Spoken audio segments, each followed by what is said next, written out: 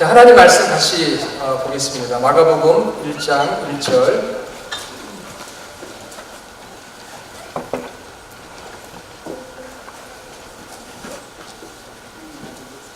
마가복음 1장 1절입니다. 같이 읽겠습니다. 하나님의 아들 예수 그리스도의 복음의 시작이다. 아멘. 2020년을 시작하면서 이제 마가복음을 강해를 하는데요. 지난주하고 이번 주 두 번이 조금 내용이 좀 어려울 수도 있어요. 그런데 계속 어려운 건 아니고 다음 주부터는 조금 내용이 쉬워지니까 오늘 여러분들이 말씀에 집중해서 들으시면 좋겠습니다. 자, 1장 1절 우리 지난번에 외우자고 했는데 한번 스크린 없이 한번 해볼까요? 시작. 하나님의 아들 예수 그리스도의 복음의 시작이다. 너무 잘하시네요. 하나님의 아들 예수 그리스도의 복음의 시작이다. 자, 창세기 1장 1절 태초에 하나님이 천지를 창조하시니라, 그 말씀은 천지 창조, 천지 만물이 시작된 것에 대해서 말씀하고 있다면 마가복음 1장 1절은 무엇의 시작을 말씀하고 있습니까? 복음의 시작. 천지가 어떻게 만들어졌는가? 창세기 1장 1절부터 시작하고 복음이 어떻게 시작이 되고 복음이 무엇인가? 그것은 마가복음 1장 1절부터 이제 나오게 되는데, 여러분 복음이 무엇이라고 했습니까? 복음은 예수님. 이제는 다 기억하시는 것 같아요. 복음은 예수님이고 예수님은 복음이시다. 그래서 예수님은 복음이고 복음은 예수님인데, 그러면 예수님이 누구신가 하는 것을 이제 우리가 말씀을 통해서 이제 알게 되는데요. 지난주에는 예수님은 누구시라고 했죠? 하나님의 아들, Son of God, 하나님의 아들. 그래서 하나님의 아들이라는 것은 우리가 생물학적으로 자녀를 낳아서 관계를 갖는 육체적인 관계의 아들이 아니라 성부, 성자, 성령 안에서 성부와 그 아들 성자의 본질이 신성, 하나님 됨으로 같으시고, 그래서 신성의 권세를 가지신 것이고, 동시에 서로 사랑으로 친밀하게 하나 된 분이시고, 그리고 서로 순종하는 관계이기 때문에 예수님을 하나님의 아들이다, 그렇게 표현을 하고 우리가 예수님 하나님의 아들로 이렇게 받아들이게 됩니다. 그러면 오늘은 두 번째 시간으로 따라해 봅시다. 예수님은 그리스도이시다. 그리스도. 오늘은 예수님이 그리스도라고 하는 말씀을 같이 이제 말씀을 통해서 은혜를 받을 텐데, 내용이 조금 어려울 수도 있어요. 그렇지만 우리 주하나교회 성도님들은 다 수준이 높다고 제가 익히 알고 있기 때문에 여러분들이 졸지 마시고 잘 들으실 수 있기 바랍니다. 다음 주부터는 쉬워진다고 그랬죠? 그러니까 오늘 두 번째 마지막 시간이니까 여러분 잘 기억하시면 좋겠어요. 자, 여러분 이제 2020년이 시작이 됐잖아요. 그렇죠? 자, 2020년이라는 것은 뭔가 기준이 있으니까 2020년이죠. 그렇지 않겠어요? 그 기준이 무엇일까요?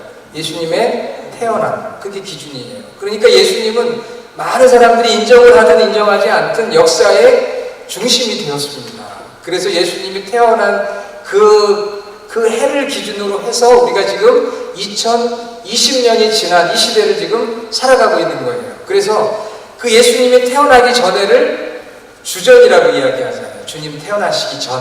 영어로는 뭐라고 합니까? Before Christ, BC라고 하죠.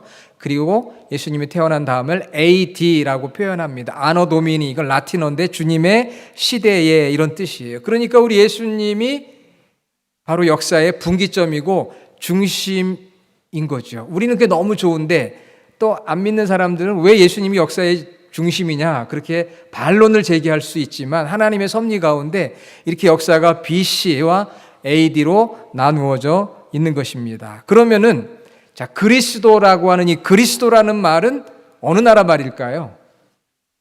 그리스도. 한국말이잖아요, 한국말. 너무 어렵게 질문 수준이 너무 높은 것 같아요. 그대로 대답을 안 하시는데 그리스도니까 한국말이죠. 그렇죠? 그러면은 그리스도의 영어는 무엇입니까? 크라이스트. 맞습니다. Jesus Christ. 크라이스트가 영어죠. 자, 그러면은 한문으로는 어떻게 될까요? 한문은 너무 쉬운데 기독. 그래서 우리가 기독교잖아요. 기독교.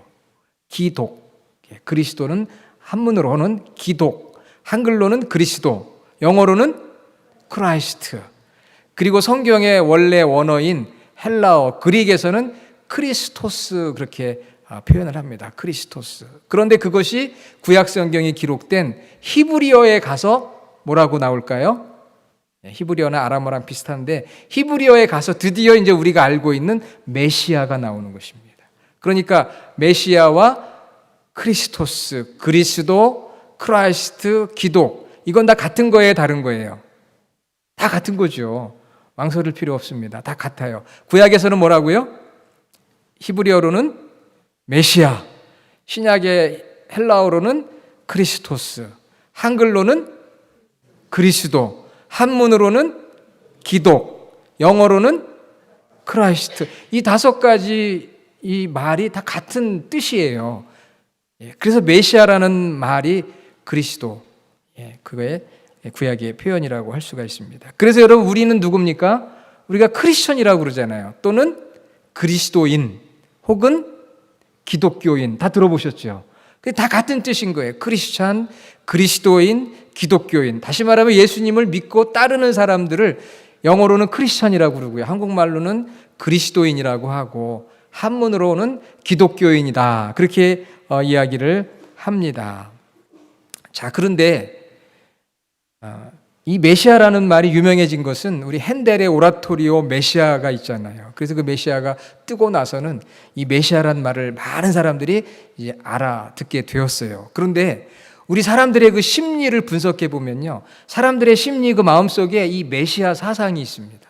그거는 무엇이냐면은 누군가 나를 구원해 줄 것 같은 그런 어떤 위대한 사람이 나타날 것 같은 생각을 많은 사람들이 합니다.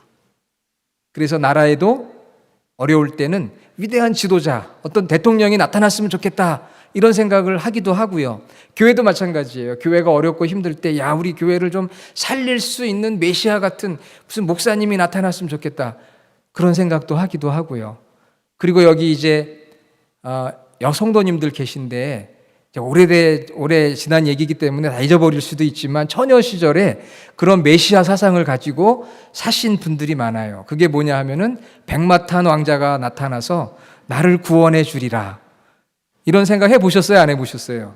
우리 여성도님들 너무 오래돼가지고 다 잊어버리셨지만 그래도 처녀 시절에 누군가 백마탄 왕자가 나타나가지고 나를 구제해 주지 않을까, 혹은 구원해 주지 않을까, 그런 생각을 했던 거죠. 정말 열정적인 사랑으로, 또 걱정하지 않을 정도의 재력을 가지고, 또 나를 그냥 공주처럼 떠받드는 그러한 매너를 가진 메시아와 같은 남자가 나타나지 않을까.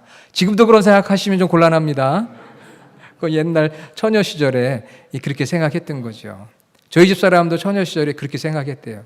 백마탄 왕자가 탁 나타나가지고 나를 구원해 주지 않을까.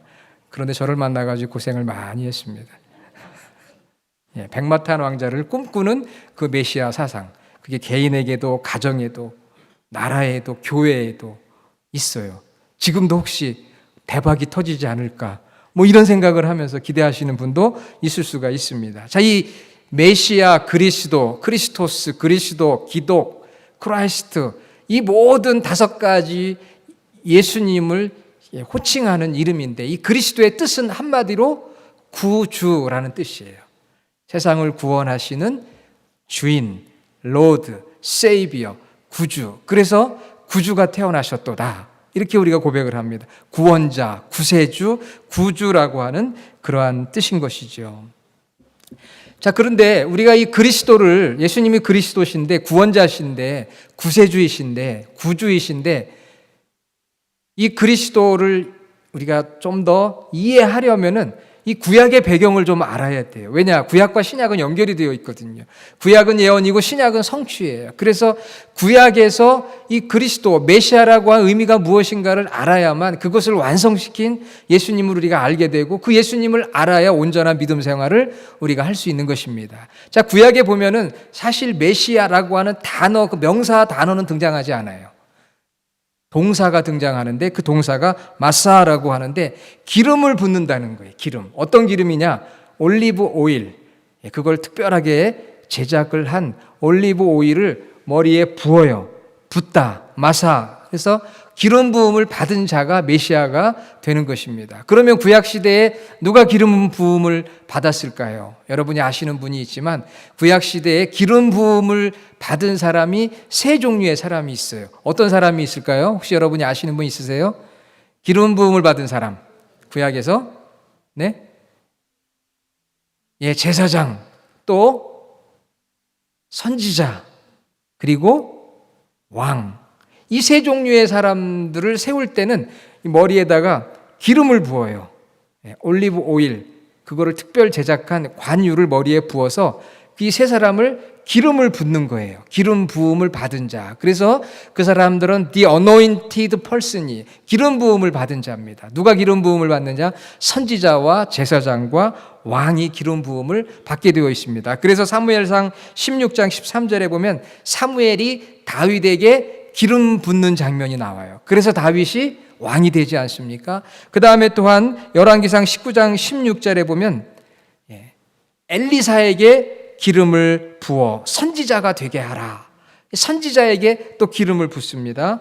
그리고 출애굽기 28장 41절에 보니까 제사장에게 기름을 부어요.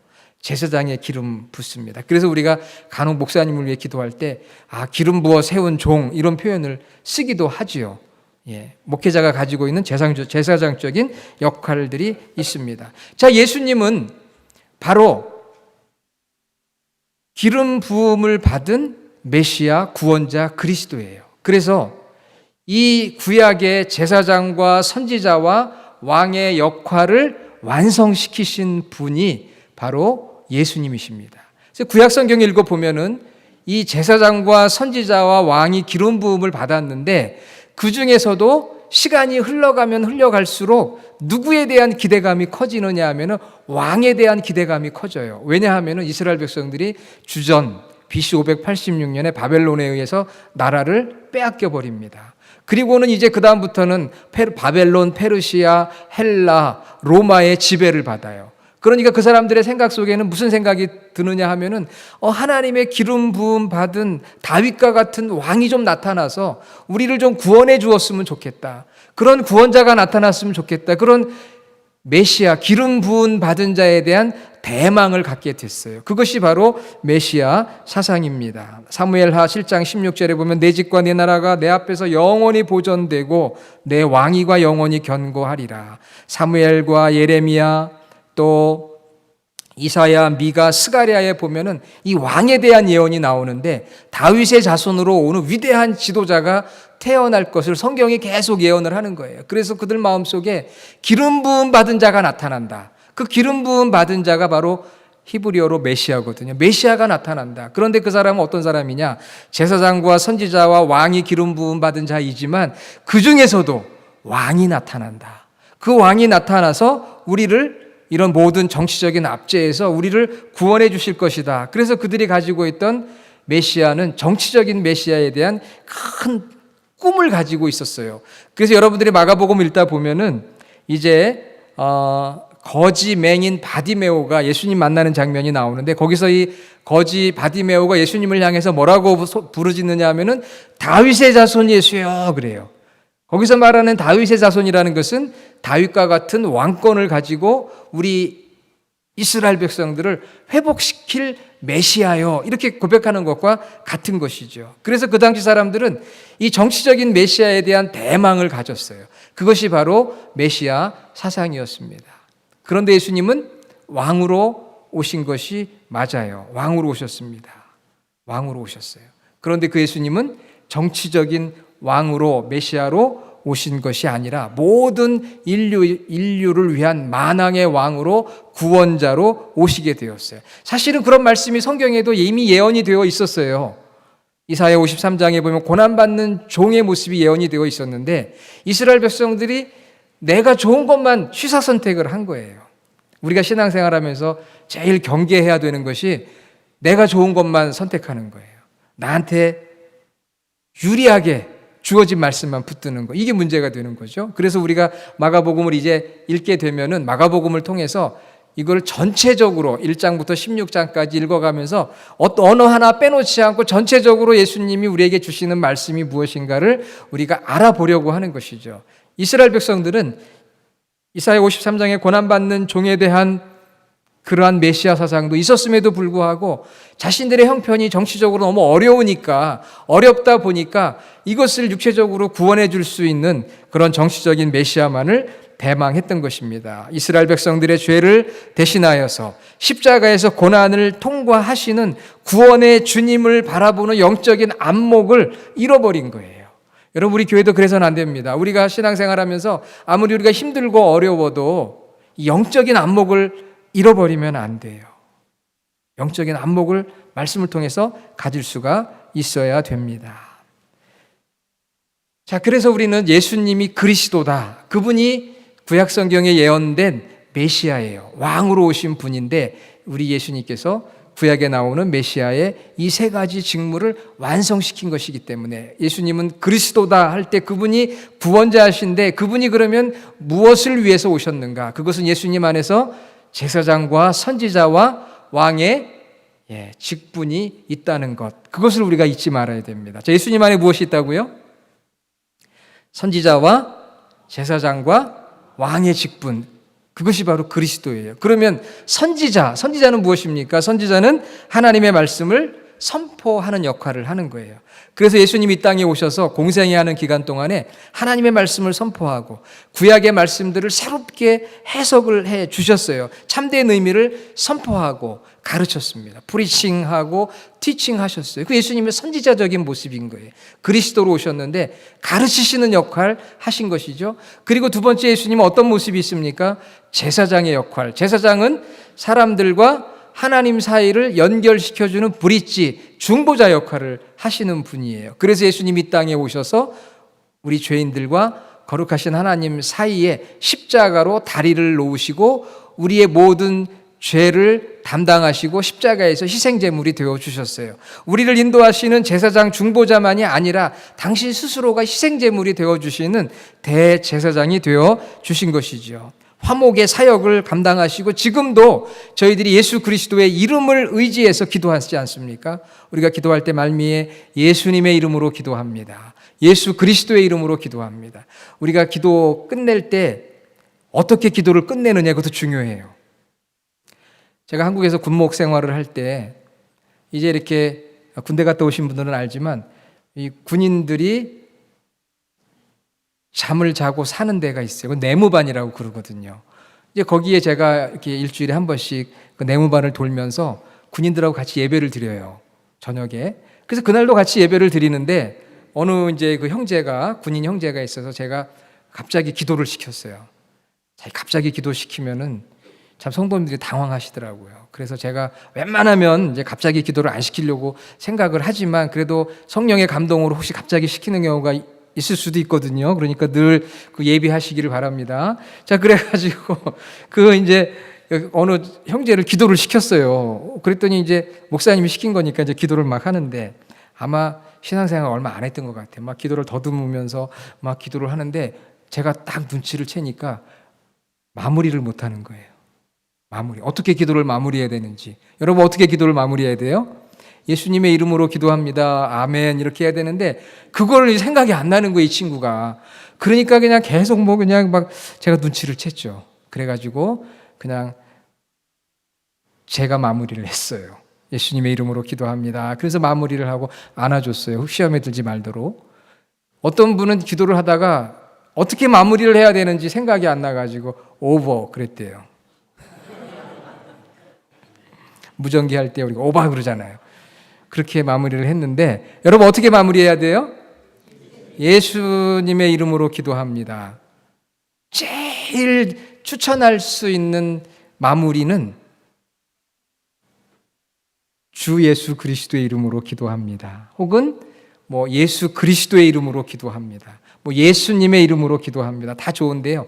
이 그리스도가 들어가면 더 좋은 것 같아요. 왜? 이 그리스도는 제사장적 역할을 하니까 중보자의 의미가 있거든요. 중보자. 우리가 왜 예수님의 이름으로 기도해요? 예수님이 우리를 대신해서 십자가에 죽으시고 하나님과 우리 사이에 다리를 놓으신 중보자이시기 때문에 우리가 기도할 때 예수님의 이름으로 기도하는 거거든요. 그러니까 예수 그리스도의 이름으로 기도합니다. 아멘. 깔끔하게, 얼마나 깔끔해요. 그렇죠? 뭐 우리의 구원자 되신도 좋고요. 우리 왕이신 예수님의 이름으로 다 좋은데 이 그리스도가 들어가면 더 좋습니다. 그래서 예수님은 자신의 그 백성들의 죄를 위해서 중재자, 중보자 역할을 하시고 역시 당신 스스로가 대속물이 되어 주셨어요. 마가복음 여러분 읽어보면서 예수님이 이 땅에 대속물이 되시게 오셨다라고 하는 그런 말씀이 나오죠. 자, 그 다음에 예수님은 왕으로 오셨어요. 왕이 하는 역할이 무엇일까요? 이사야 21장 5절에 보면 이스라엘 백성들이 전쟁에 나갈 때 이 방패를 가지고 나가는데요. 방패는 무엇으로 만드느냐 하면 나무로 만든 다음에 여기에 가죽을 뒤집어 씌워요. 그런데 이제 전쟁이 없다 보면은 이 가죽이 굳어집니다. 굳어지면은 이 상대방의 창이 이 가죽을 뚫기가 쉬워요. 굳어져 있고 갈라져 있으니까. 그래서 전쟁에 나갈 때 이사야 21장 5절에 보면은 거기에 기름을 바르는 내용이 나와요. 나무로 만든 방패에 가죽을 뒤집어 씌우고 이제 나가기 전에는 다시 한번 기름을 발라서 그 가죽을 부드럽게 그렇게 만들어 주어요. 왜 기름을 바르느냐? 그것은 우리를 보호해달라는 의미예요. 그래서 전쟁에서 승리하게 해달라는 의미거든요. 예수님이 우리의 왕이시라고 하는 것은 결국 우리의 삶을 구원하시고 사단의 권세로부터 우리를 구원하시는 왕의 권세를 가지신 분이시고 다시 오실 만왕의 왕이시고 또 우리의 삶을 믿음의 방패와 같이 우리를 지키시고 강력한 보호를 해주시는 분이 바로 예수님이시고 왕의 의미가 있는 것입니다. 그래서 여러분, 예수님이 그리스도다. 그분은 하나님의 말씀을 우리에게 전달해 주시는 선지자와 같은 분이시고 우리를 하나님과 연결시켜 주시는 중보자이신 제사장이시고 당신 스스로가 제물이 되어 주신 제사장이시고 마지막 세 번째 제일 중요한 것은 우리 삶의 왕이시고 주님이셔서 우리 삶을 주관해 주시고 우리의 삶을 보호해 주시고 우리 삶을 다스려 주시고 인도해 주시는 그러한 분이시구나. 그래서 내가 그 왕 되신 주님 앞에 찬양과 경배를 드리고 왕이신 주님 앞에 순종하는 삶을 살아가며 나도 예수님을 따르는 크리스천으로 그리스도인으로서 세상 사람들과 하나님 사이에 중보 역할을 하는 중보자의 기도를 하고 전도를 하며 또한 말씀에 순종하며 살아가는 삶이 되어야 되겠구나. 이렇게 생각하는 것이 예수님을 바로 그리스도로 믿고 따르는 그리스도인 크리스천 기독교인인 줄로 믿습니다. 그래서 저와 여러분들이 2020년에 정말 예수님은 하나님의 아들이시고 또 예수님은 그리스도라고 하는 분명한 신앙의 고백을 갖고 그리스도인답게 우리가 말씀 중심으로 또 중보자, 기도 중심으로 전도 중심으로 그리고 예수님이 우리의 삶을 다스릴 때 그분을 찬양하며 맡기며 순종하는 삶을 살아가는 저와 여러분 모두가 되기를 주의 이름으로 축원합니다. 아멘. 하나님 감사합니다. 우리 예수님은 그리스도라고 오늘 분명하게 말씀해 주셨습니다. 기름 부음 받은 자이십니다. 왕이십니다. 선지자이고 제사장이십니다. 그것들을 완성해 놓으신 분이오니 주님 저희들을 통해서 말씀 주시고 저희를 중보해 주시고 오늘도 범죄했을 때 희생제물 되신 주님을 의지하며 우리 죄의 문제가 해결되게 하시고 우리 삶에 온전히 예수님을 왕으로 주인으로 모시고 살아가는 저희 모두가 되게 하여 주시옵소서. 예수님의 이름으로 기도드립니다. 아멘.